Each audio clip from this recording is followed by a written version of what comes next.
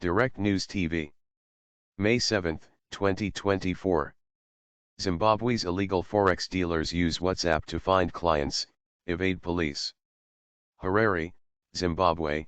The entrance to the main gate at the Budairiro shopping center, a busy mall south of Zimbabwe's capital Harare, used to be a hive of activity where informal forex dealers had set up makeshift offices on the pavement. Now the area is all but abandoned. The smartly dressed young boys and middle-aged men who would stealthily trade foreign currency with shoppers have not set foot there in weeks to avoid police raids.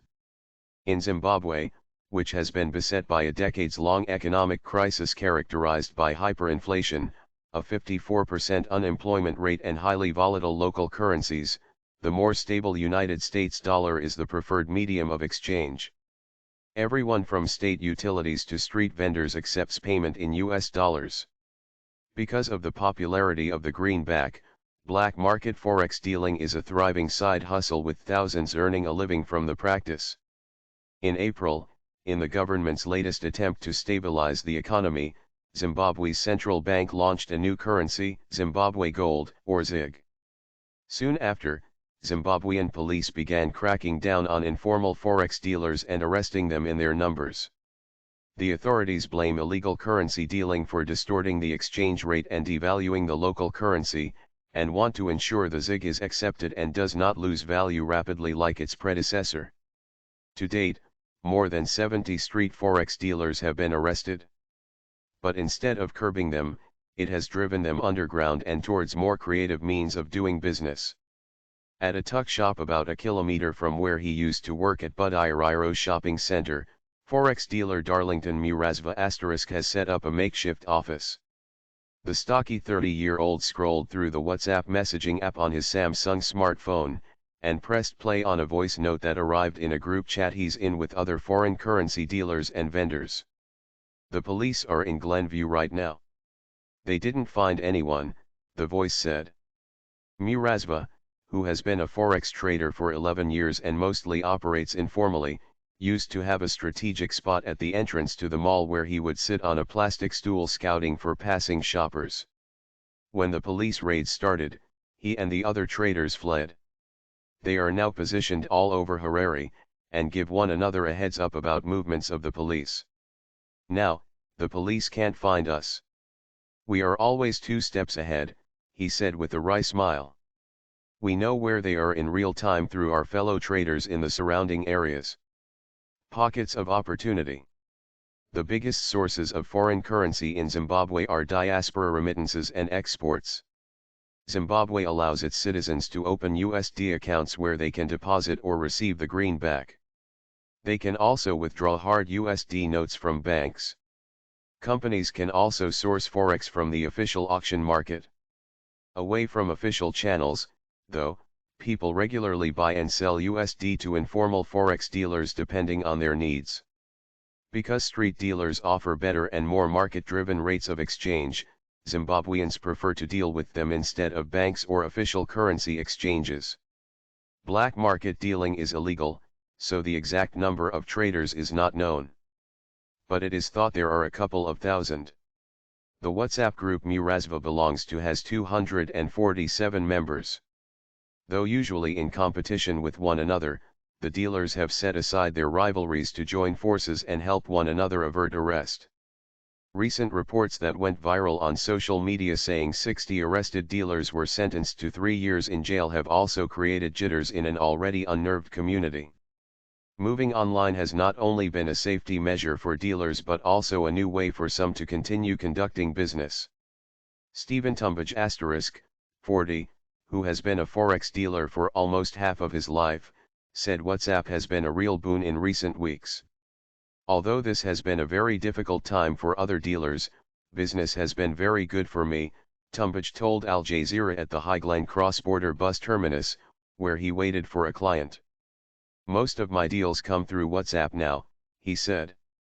Some of his former clients who he lost track of because they started trading with other dealers in the city have also returned, he said, explaining that with the raids people prefer to deal with someone they know and trust, and now reach out to him directly by phone and messaging app.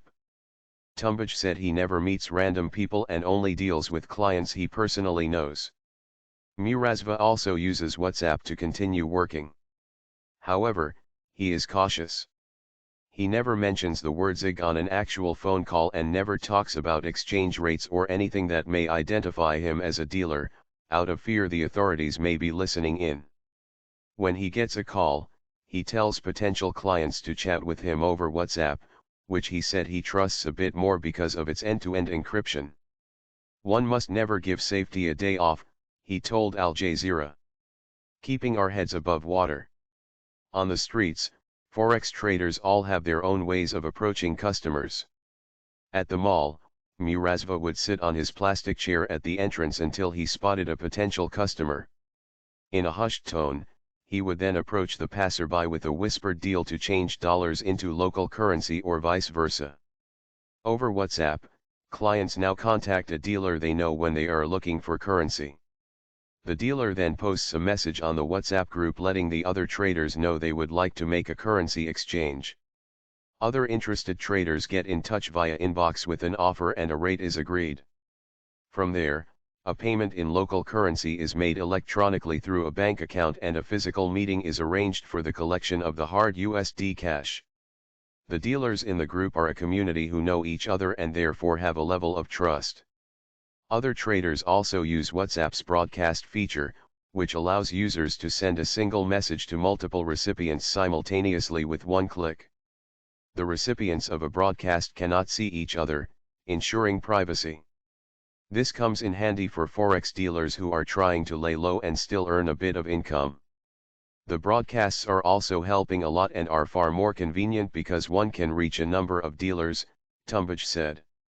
Murazva is grateful to messaging apps for helping dealers eke out a living amid the turmoil.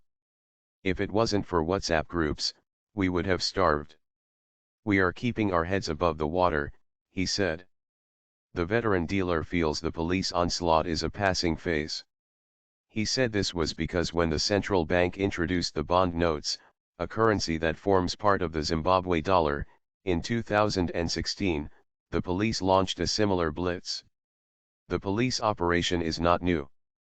We are used to them. Whenever they introduce a currency, we get arrested, Murazva said. But they will stop soon. Stopgap measures. The new ZIG currency is already devaluing against the US dollar. To date, the currency has depreciated by as much as 25% on the black market and is trading at ZIG 20 USD1.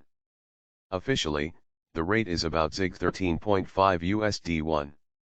Harare-based economic analyst Rashwit Mukundu said the fast devaluation speaks to a lack of confidence in the local currency.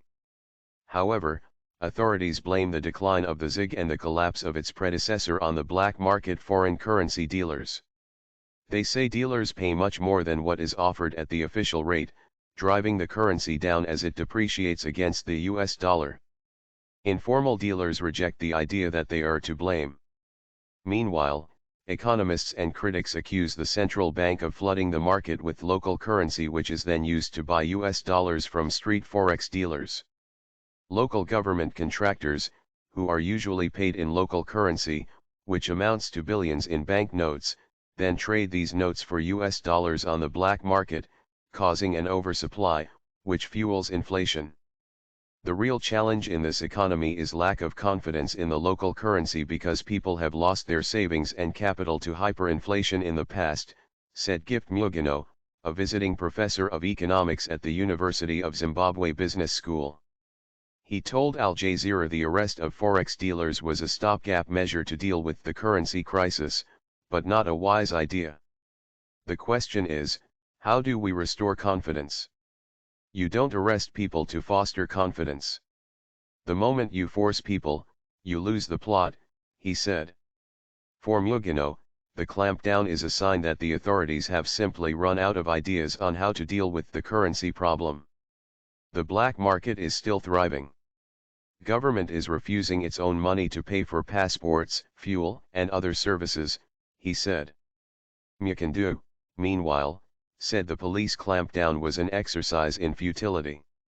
It's a case of stitching up one's behind to stop a diarrhea. The Zimbabwean government and the central bank are not addressing the fundamental issue of lack of confidence in the Zimbabwean currency, he told Al Jazeera. Past experiences with inflation and ongoing economic crises make people want to hold on to US dollars and other stronger currencies over their own. The people of Zimbabwe now see value and wisdom in storing economic value in foreign currencies, he said. It's a culture and economic system that has been built over the years that supports storing value in such currencies. My name is Kingsley. Please like, share, subscribe and hit that notification bell so you can be the first to be notified whenever we post. You won't regret it.